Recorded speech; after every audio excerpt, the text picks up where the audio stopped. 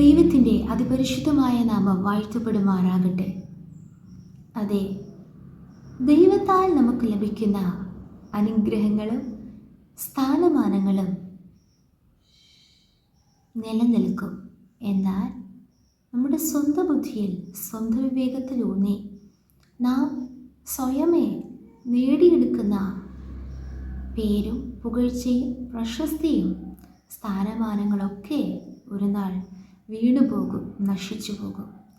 ഈ നാളുകളിൽ ദൈവസന്നിധിയിൽ കാത്തിരുന്ന് ദൈവത്തിൻ്റെ സമയത്ത് ദൈവത്താൽ നമുക്ക് ലഭിക്കുന്ന അനുഗ്രഹങ്ങൾ പ്രാപിക്കുവാൻ ദൈവം നമ്മേവരെയും സഹായിക്കുമാറാകട്ടെ.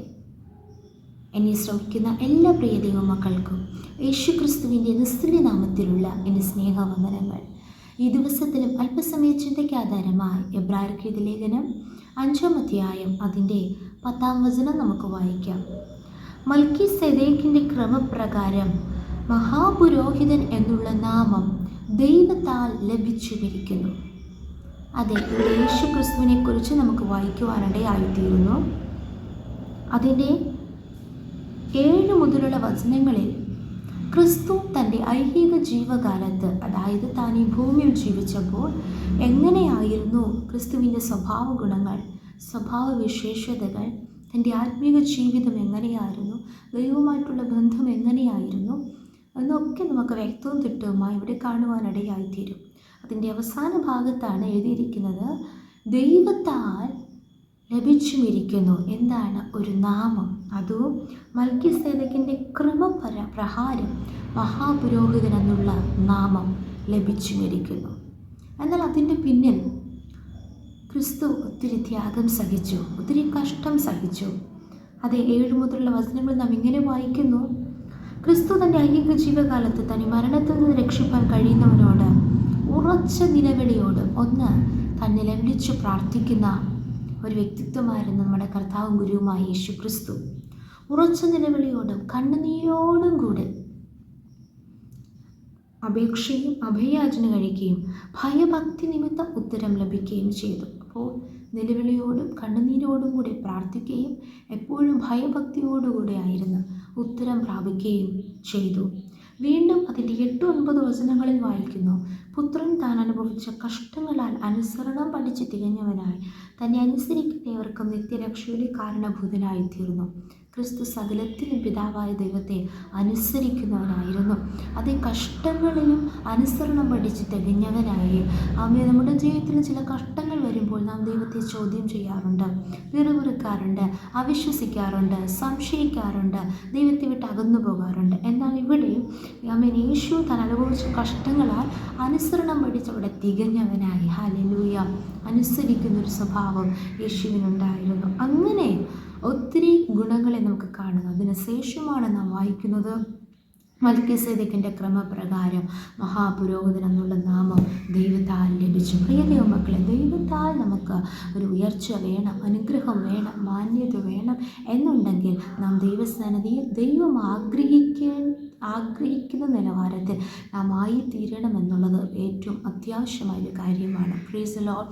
ആമേൻ. സ്തോത്രം. ദൈവം നമ്മെക്കുറിച്ച് എന്താണ് ആഗ്രഹിക്കുന്നത്, ദൈവത്തിന് നമ്മെക്കുറിച്ചുള്ള പദ്ധതി എന്താണെന്ന് നാം വ്യക്തവും തിട്ടവുമായി മനസ്സിലാക്കി അതനുസരിച്ച് നമ്മുടെ ദേഹം, ആത്മാവിനെ കർത്താവിൻ്റെ സന്നിധിയിൽ പൂർണ്ണമായി സമർപ്പിച്ചുകൊണ്ട് ആ കർത്താവിൻ്റെ ഇഷ്ടം മാത്രം ചെയ്ത് ദൈവത്തിൻ്റെ ഹിതപ്രകാരമുള്ള ഒരു ഉയർച്ച, അനുഗ്രഹം എനിക്ക് മതി എന്ന് സമർപ്പിച്ചുകൊണ്ട് ദൈവകരത്തിൽ നമ്മെ പൂർണ്ണമായി ഏൽപ്പിക്കുമ്പോൾ ആത്മീകമായും ശാരീരികമായും വിദ്യാഭ്യാസപരമായും ഭാവിപരമായും ജ്യോതിപരമായും ബിസിനസ് പരമായി ഏതു മേഖലകളിലും കർത്താവ് നമ്മെ മാനിക്കുവാൻ സർവശക്തനാണ്. ഈ നാളുകൾ ദൈവസന്നിധിയിൽ കാത്തിരിക്കാമോ? യേശു കർത്താവ് പുറത്ത് അത്ഭുതങ്ങളും അടയാളങ്ങളും വീര്യപ്രവൃത്തികളും നന്മ ചെയ്തും സുവിശേഷം പറഞ്ഞു മാത്രം നടന്ന വ്യക്തിയല്ല. തൻ്റെ ഐഹിക ജീവകാലത്ത് താനും പിതാവുമായിട്ടുള്ളൊരു ബന്ധം അത് അത്രയും വലിയൊരു ബന്ധമായിരുന്നു. അതുപോലെ നാം പുറമേ പ്രാർത്ഥിക്കുന്നവരാണ്, ആരാധിക്കുന്നവരാണ്, ശുശ്രൂഷിക്കുന്നവരാണ്, ആരാധനാലയത്തിൽ കടന്നു പോകുന്നവരാണ്, ദൈവനാമത്തിന് വേണ്ടി പലതും ചെയ്യുന്നവരാണ്, അനേകരെ സഹായിക്കുന്നവരാണ്, ഒക്കെ ശരിയാണ്.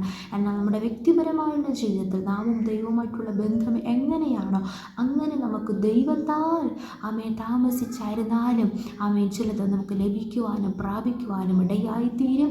അതിനെ തകർക്കുവാൻ ഭൂമിയിലെ യാതൊരു വ്യക്തിക്കോ ശക്തിക്കോ സാധ്യമല്ല. ഈ നാളുകളിൽ ദൈവസന്നിധിയിൽ കാത്തിരുന്നുകൊണ്ട് ദൈവത്താൽ ലഭിക്കുന്ന മാന്യതയും പുകഴ്ചയും നമുക്ക് മതി, അല്ലേ? സ്തോത്രം. സ്വന്തം മഹത്വം അത് നാശത്തിന് കാരണമായി തീരും. എല്ലാം ദൈവത്തിൻ്റെ നാമമഹത്വത്തിനായി ദൈവത്താൽ വരുന്ന അനുഗ്രഹങ്ങൾ, ദൈവത്താൽ ലഭിക്കുന്ന മാന്യതകൾ. സ്തോത്രം. അതിനാൽ ദൈവകരങ്ങളിൽ നമ്മെ ഏൽപ്പിച്ചു കൊടുക്കാം. Price the Lord. ഇവിടെ മൽക്കി പുരോഹിതൻ എന്നുള്ള നാമം അത് നമുക്ക് ഈ ഭൂമിയിൽ പല പേരിൽ നാം അറിയപ്പെടുന്നത് നമുക്ക് വളരെ ഇഷ്ടമാണ്. എന്നാൽ സ്തോത്രം, പുതിയ നിയമപുസ്തകത്തിൽ നമുക്ക് വായിക്കുവാൻ കഴിയും, യഹോവയാൽ അനുഗ്രഹിക്കപ്പെട്ടവരെ ഇവിടെ കടന്നു വരുവീൻ, സ്വർഗരാജ്യം അവകാശമാക്കിക്കൊള്ളുവിൻ. മാത്രമല്ല നല്ലവനും വിശ്വസ്തനുമായ ദാസനെ, അതുപോലെ വെളിപ്പാട് പുസ്തകത്തിൽ വായിക്കുന്നതിന് പുതിയൊരു നാമം അവൻ്റെ നെറ്റിയിൽ എഴുതും. ഇങ്ങനെയുള്ള സ്തോത്രം, ഈ നാമം നമുക്ക് ലഭിക്കേണ്ടതിനായി ആദ്യമായി ഉയരത്തിലൂടെ നമുക്ക് അന്വേഷിക്കാം. ദൈവഹിത പ്രകാരം നമുക്ക് ജീവിക്കാം. അതുപോലെ ഭൂമിയിലും നമുക്ക് ലഭിക്കേണ്ട മാന്യതകളും അനുഗ്രഹങ്ങളും നൽകി ദൈവം നമ്മെ മാനിക്കും. ഈ വചനങ്ങളാൽ കർത്താവ് നമ്മേവരെയും അനുഗ്രഹിക്കുമാറാകട്ടെ. നമുക്കൊരുമിച്ച് പ്രാർത്ഥിക്കാം. നല്ല ദൈവമേ, സ്വർഗ്ഗസ്ഥ പിതാവേ, അനുഗ്രഹിക്കപ്പെട്ട ദിവസത്തിലും അങ്ങ് നിങ്ങൾക്ക് നൽകിയ നല്ല ആലോചനയ്ക്കായി സ്തോത്രം. വചനപ്രകാരം ഞങ്ങളെ പൂർണ്ണമായി താഴ്ത്തുന്നു, സമർപ്പിക്കുന്ന ഈ നാളുകളിൽ കർത്താവെ അങ്ങേപ്പോലെ കണ്ണുനീരോടെ പ്രാർത്ഥിക്കുവാൻ, ഭയഭക്തിയോടെ കർത്താവെ അനുസരണത്തോടെ കർത്താവിൻ്റെ സന്നിധിയിൽ കീഴ്പ്പെട്ട് ദൈവകരങ്ങളിൽ പൂർണ്ണമായി സമർപ്പിച്ചുകൊണ്ട് അങ്ങയുടെ ഇഷ്ടം മാത്രം ജീവിക്കുവാൻ ഞങ്ങളെ തന്നെ ഏൽപ്പിച്ചു തരുന്നു. കർത്താവെ, വചനപ്രകാരം ഞങ്ങളെ സഹായിക്കണമേ. ദൈവത്താൽ ചിലത് ഞങ്ങൾ ഈ നാളുകളിൽ പ്രാപിക്കുവാൻ ദൈവം ഇടയാക്കി തീർക്കണമെന്ന് പ്രാർത്ഥിക്കുന്നു. എന്ത് ലഭിച്ചാലും ദൈവത്താൽ എനിക്ക് ലഭിച്ചു എന്ന് പറയത്തക്ക വിധത്തിൽ ദൈവത്തിൻ്റെ ഇഷ്ടം മാത്രം ചെയ്ത് മുന്നേറുവാൻ ഞങ്ങളെ സഹായിക്കണമേ. സമ്പൂർണ്ണമായി താഴ്ത്തുന്നു. പ്രാർത്ഥന കേട്ടതിനാൽ സ്തോത്രം. യേശുവിൻ്റെ അധികാരമുള്ള നാമത്തിൽ തന്നെയും. ആമേൻ, ആമേൻ, ആമേൻ. May God bless you all.